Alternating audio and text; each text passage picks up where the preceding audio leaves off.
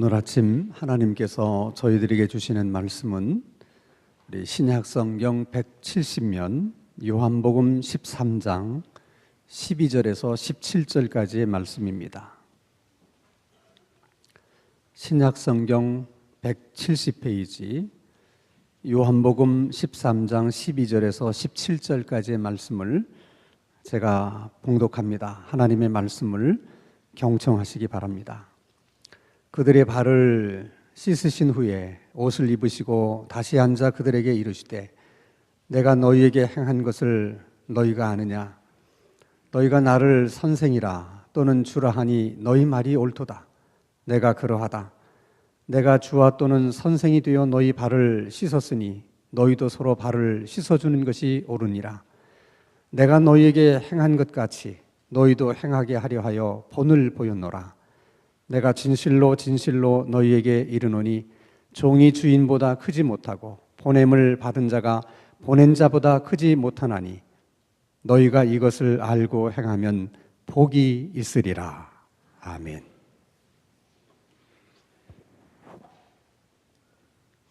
하나님께서 인간을 구원하셨다고 하는 그 구원에 대한 이야기는 우리가 생각하는 것처럼 그렇게 설명하기가 쉬운 이야기가 아닙니다. 설명하는 것이 어렵기 때문에 또 그것을 이해하는 것도 또 그렇게 쉬운 일이 아닙니다. 하나님께서 인간을 구원하셨다.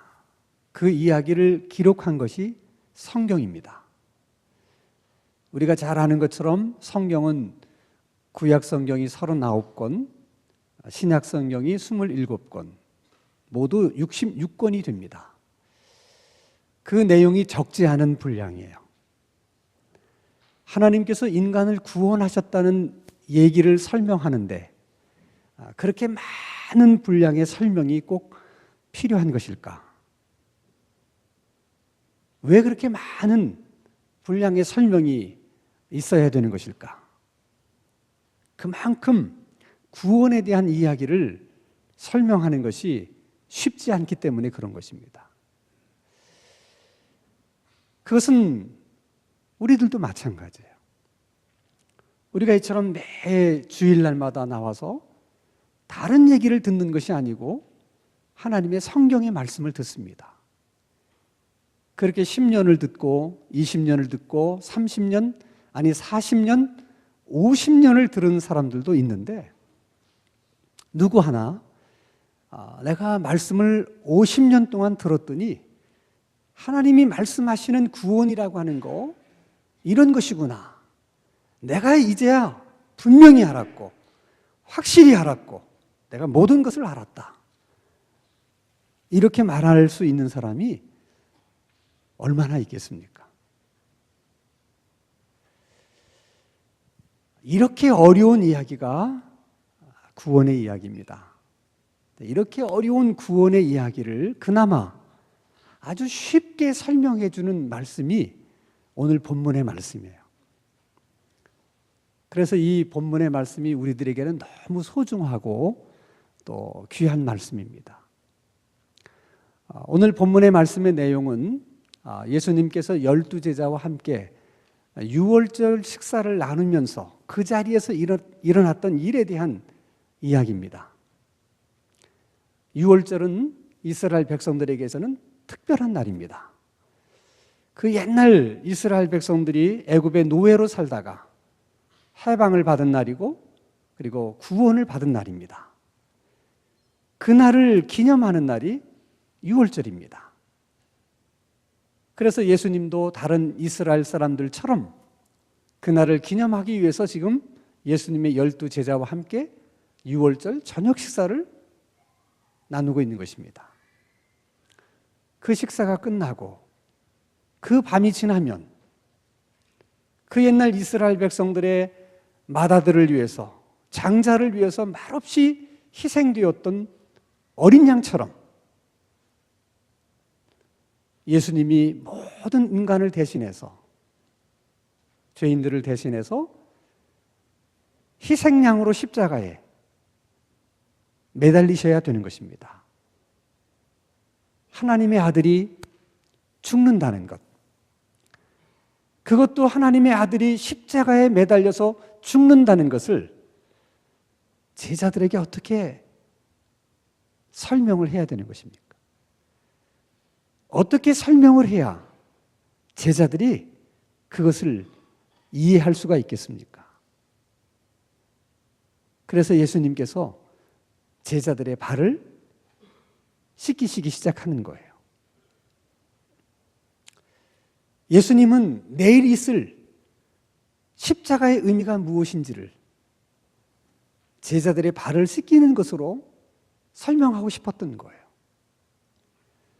그래서 우리가 언뜻 생각하면 아니 무슨 사람의 발을 씻겨주는 거하고 십자가하고 무슨 상관이 있어서 발 씻기는 일을 가지고 십자가의 의미를 설명한다고 하시는 걸까?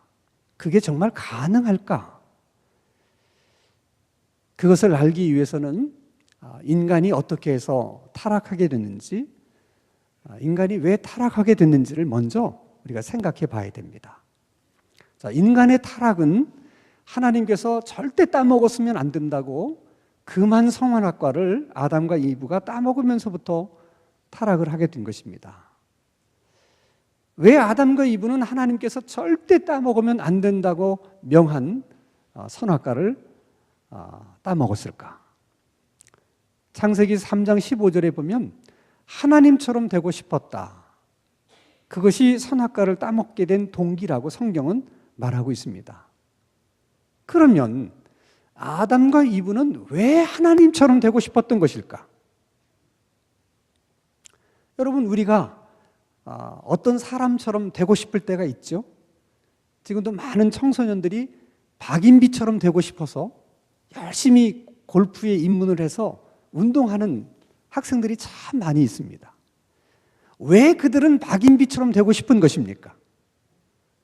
박인비가 부럽기 때문에 그렇습니다.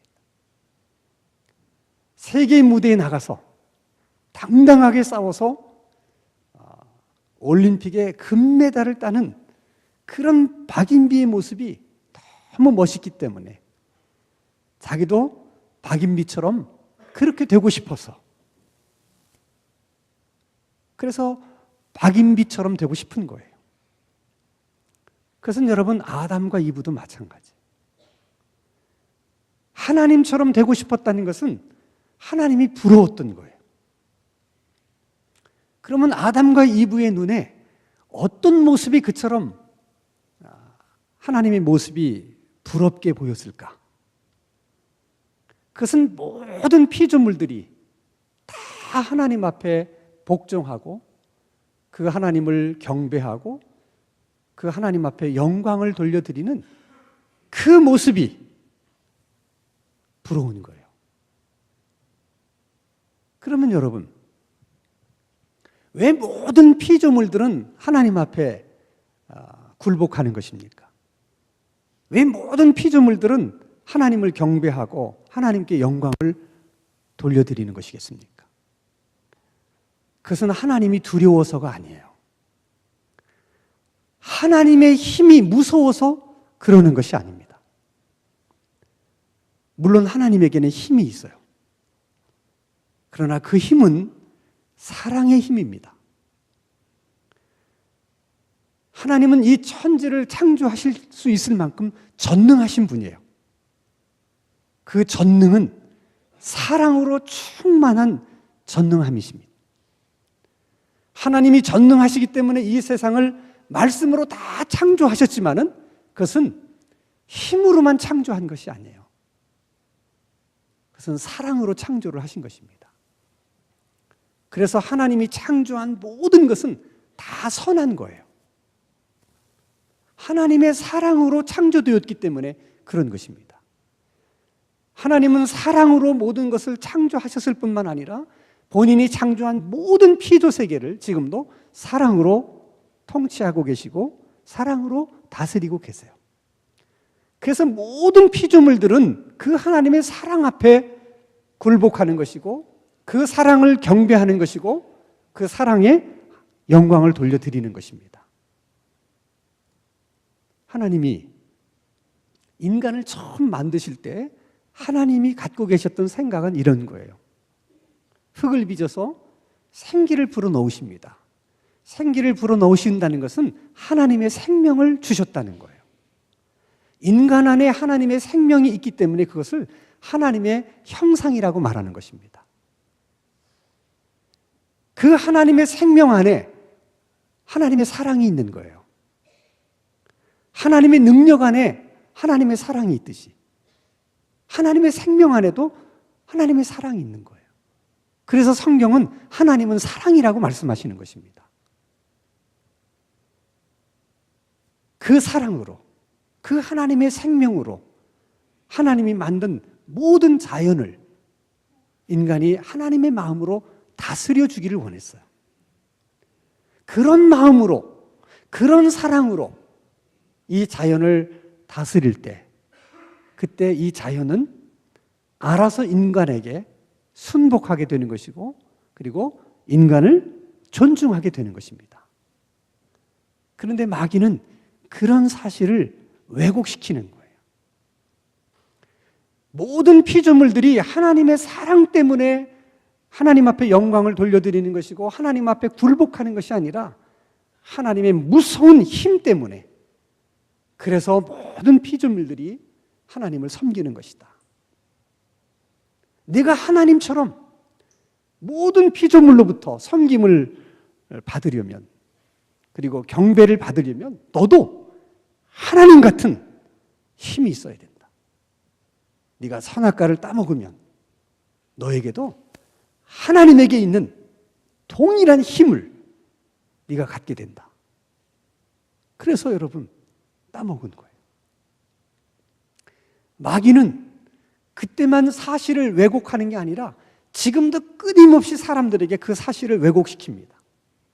그리고 그 마귀에게 속아서 타락한 아담 이후의 모든 인간의 DNA 속에 왜곡된 정보가 입력되어 있어요. 그래서 내가 다른 사람에게 존중받고 인정받으려고 하면 힘이 있어야 된다고 생각해요. 늘 그 생각을 떨쳐버리지를 못해요. 왜 사람들이 나를 우습게 보느냐? 왜 사람들이 나를 쉽게 생각하느냐?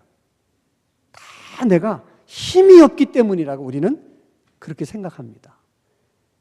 이것이 여러분 왜곡된 생각이에요. 끊임없이 마귀는 우리들에게 그렇게 주입을 시키는 거예요. 그래서 사람들이 다 돈에 집착하는 것이고 자리에 연연하는 거예요.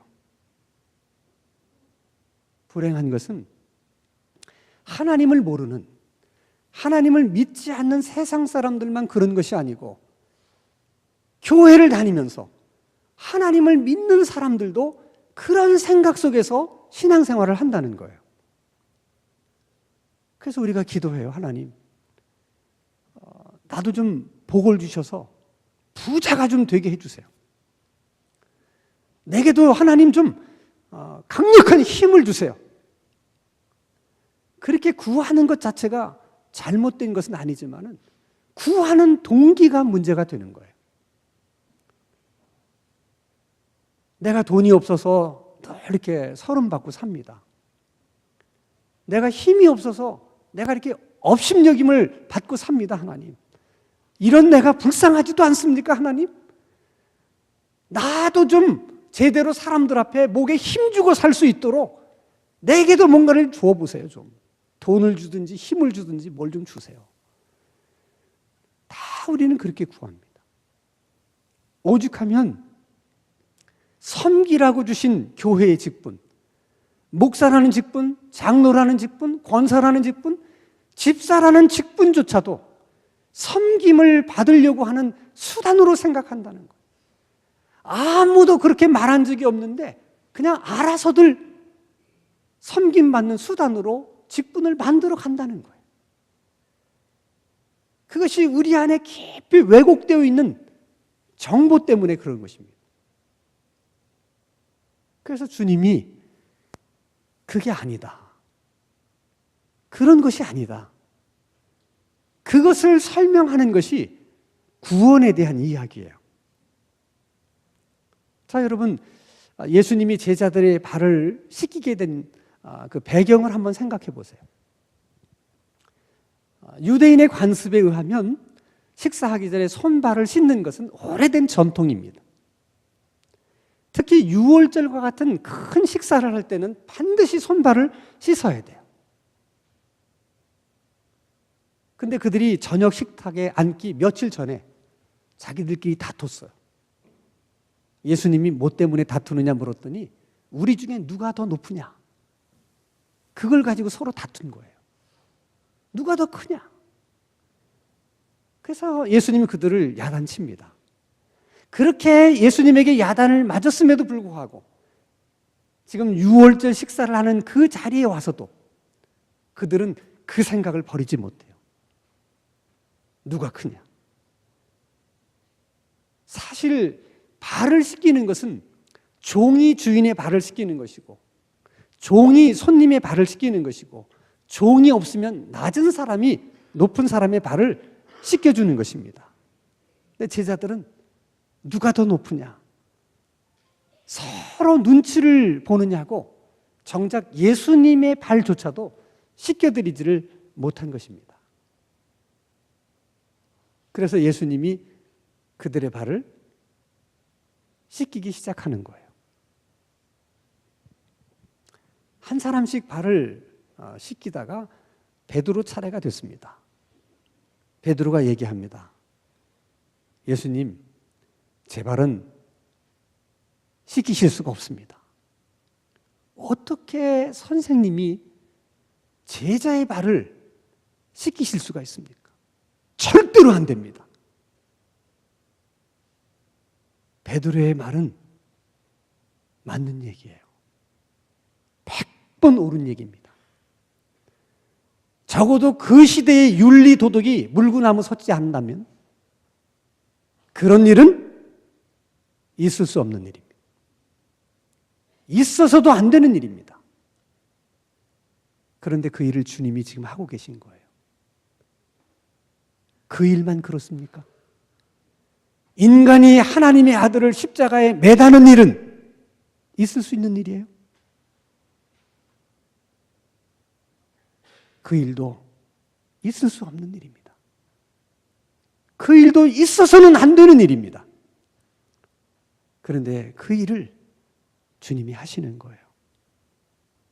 그러면서 베드로에게 이렇게 말씀하십니다. 내가 너에게 이렇게 하는 것을, 내가 왜 그렇게 하는지를 지금은 네가 이해하지 못하지만 나중에는 이해하게 될 것이다. 깨닫게 되는 날이 올 것이다.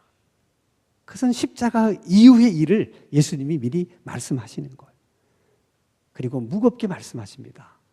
내가 네 발을 씻겨주지 않으면 너는 나와 상관이 없다. 아니, 그 발 하나 씻겨주는 게 뭐라고? 발을 씻겨주지 않으면 예수님하고 상관이 없다니. 도대체 그게 무슨 뜻일까? 언뜻 생각하면 우리는 참 이해가 안 돼요. 그런데 지금 예수님은 십자가를 염두에 두면서 베드로에게 그 말씀을 하고 있는 거예요. 자, 여러분, 십자가가 무엇입니까?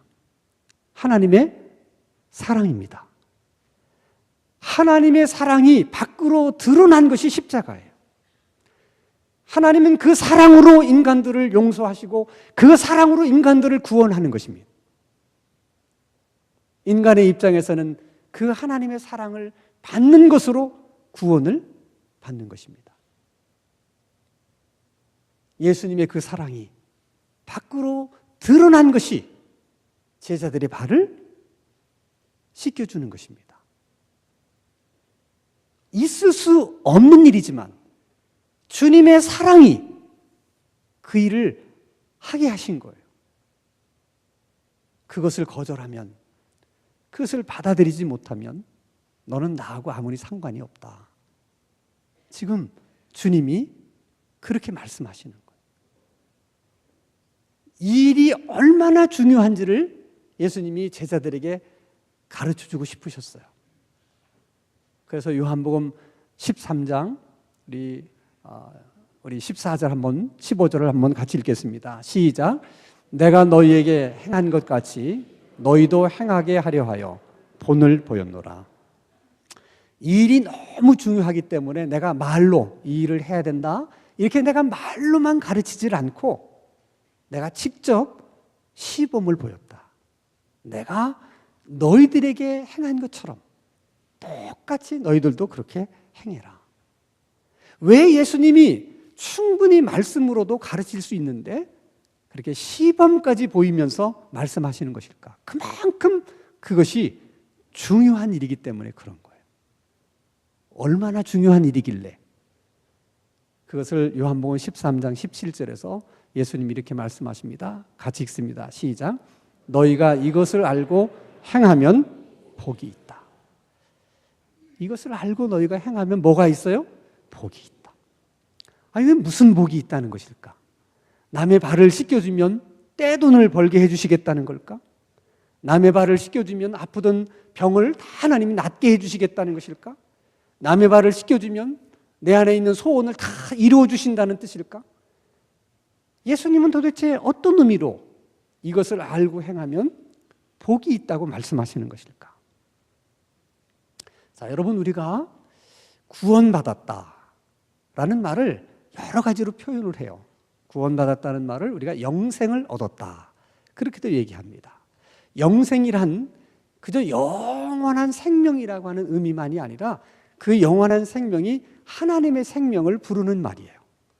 구원을 받았다는 것은 영생을 받았다는 것이고, 영생을 받았다는 것은 또 하나님의 생명을 받았다는 거예요. 그래서 하나님이 생명이 있는 자는 구원을 받은 자고, 하나님의 생명이 없는 자는 구원을 받지 못한 자예요. 그 하나님의 생명은 하나님에게로부터 오는 것입니다. 그래서 하나님과의 관계가 단절된 사람은 그 하나님의 생명을 받을 수가 없어요. 그러니까 우리가 하나님의 생명을 받았다는 것은 단절되었던 하나님의 관계가 다시 회복되었다고 하는 것을 의미하는 거예요. 구원받았다는 말을 영생을 얻었다고도 말을 하고, 하나님의 생명을 받았다고도 말하고, 하나님과의 관계가 회복되었다고도 말합니다. 이렇게 구원받았다는 얘기를 다양하게 설명하는 이유가 어디에 있습니까?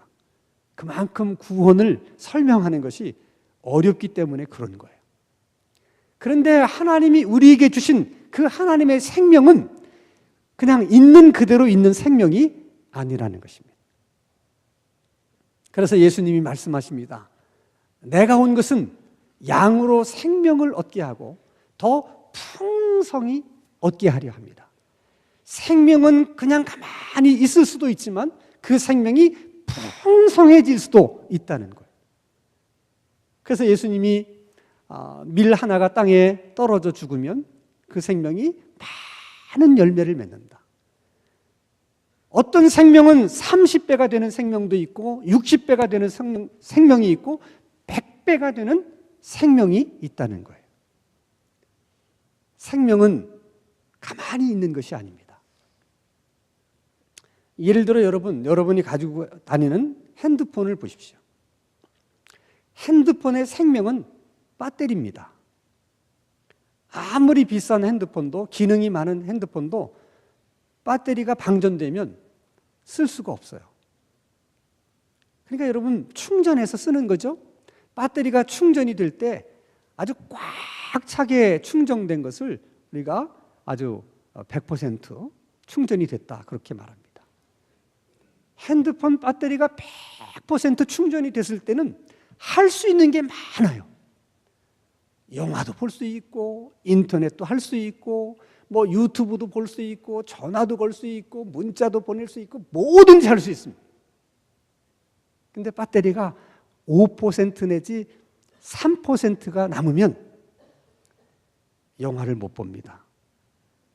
인터넷이 안 됩니다. 문자도 겨우겨우 보냅니다. 똑같은 에너지지만 그 에너지의 양이 얼마나 있느냐에 따라서 할 수 있는 일이 많을 수 있고 그렇지 않을 수도 있는 거예요. 하나님의 생명이 분명 우리 안에 있지만 그 생명이 얼마나 풍성하느냐에 따라서 우리의 폭이 넓을 수도 있고 작을 수도 있는 거예요. 하나님의 생명이 우리 안에 풍성해지면 자유함의 폭이 그만큼 넓어지고 만족함의 폭이 그만큼 넓어져요. 그래서 두려울 것도 없고 거칠 것도 없습니다. 남편을 사랑하기는 하지만 남편에게 목이 메어서 사는 건 아니에요. 아내를 사랑하기는 하지만 아내에게 목이 메어서 사는 것이 아닙니다. 내 안에 있는 하나님의 생명이 풍성하기 때문에 아무 것에도 매이지 않는 자유함이 있는 거예요. 그런데 그 생명이 어떻게 우리 안에 풍성해지느냐? 그 생명이 하나님의 사랑이기 때문에 그 사랑으로 하나님을 사랑하고 이웃을 사랑할 때 그 사랑이 밖으로 드러나면 그게 다 섬김으로 나타나는 거예요. 그 하나님의 생명으로 하나님을 섬기고 이웃을 섬기면 섬길수록 우리 안에 있는 하나님의 생명이 점점 더 풍성해지는 거예요. 왜 우리 삶이 늘 그렇게 짜증스럽고 그렇게 불평, 원망, 비판으로 가득 차 있는가? 그것은 내가 다른 사람들에게 인정받고 싶고 존중받고 싶은데 그런 욕구가 있는데 그것이 충족되지 않아서 그 아픔을 내 몸이 그렇게 표현하는 거예요. 문제는 우리가 끊임없이 불평하고 원망하고 그러면 그것이 채워지느냐는 거예요. 그렇게 채울 수 있는 것이 아닙니다. 그래서 여러분 불평하고 원망하는 사람을 잘해봐 주세요. 끝이 없습니다. 한이 없습니다. 잘해주는 것으로 그 불평과 원망을 잠재울 수 있는 게 아니에요. 그렇게 채워질 수 있는 것이 아닙니다.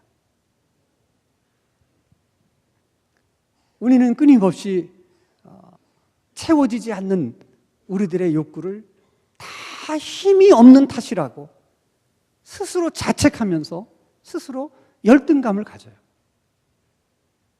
내가 힘이 있어봐. 저 자식이 나를 이런 식으로 대하나. 내가 좀 돈이 있었어 봐. 저것들이 나를 흑살이 껍데기로 취급하지는 않을 텐데. 다 원인이 내가 돈이 없어서 그런 것이고 힘이 없어서 그런 것이라고 내 스스로가 그렇게 생각하면서 계속해서 나는 열등감을 갖는 거예요. 주님은 그렇게 말씀하지 않으세요. 너희들에게 돈이 없어서 힘이 없어서 너희들이 섬김을 받지 못해서 너희들이 불행한 것이 아니고 행복하지 않은 것이 아니다. 너희들의 삶이 불행하다면 행복하지 못하다면 그것은 너희 안에 하나님의 생명이 없기 때문이고 생명이 있다 할지라도 그 생명으로 사랑하지 않고 그 사랑으로 그 생명으로 섬기지 않기 때문이다. 너희 안에 있는 하나님의 생명으로 그 사랑으로 하나님을 섬기고 또 섬기고 이웃을 사랑하고 또 사랑하면 그러면 하나님이 너희들을 존중히 여길 것이고 그럴 때 사람들이 너를 섬기게 될 것이다. 이것이 하나님의 창조의 원리고 구원의 원리입니다. 주님이 우리들에게 이렇게 말씀하십니다. 이것을 알고 행하면 복이 있으리라. 다 복 있는 성도들이 되시기를 바라고 우리 모두가 다 행복한 신앙인이 될 수 있기를 주님의 이름으로 축원합니다. 거룩하신 하나님 아버지, 힘이 있어야 돈이 있어야 사람들에게 인정받고 존중받고 섬김을 받을 수 있다는 저희들의 왜곡된 생각을 이 시간 모두 십자가에 못 박게 하시옵소서. 섬김받기 위해서는 힘이 필요합니다. 그러니 하나님 저에게 힘을 주세요. 그런 어리석은 기도도 다 십자가에 못 박게 하여 주옵소서. 우리 삶에 만족이 없고 행복하지 않은 것은 섬김을 받지 못해서가 아니라 섬기지 않았기 때문이라는 것을 다시 한번 깨닫게 하시고 그 사실을 늘 기억하게 하셔서 섬기게 하시고 더 많이 섬기며 살아가게 하시옵소서. 베드로의 발만 씻겨주는 것이 아니라 가룟 유다의 발까지 씻길 수 있도록 하나님의 생명이 우리 안에 충만히 거하게 하시옵소서. 예수님의 이름으로 기도하옵나이다. 아멘.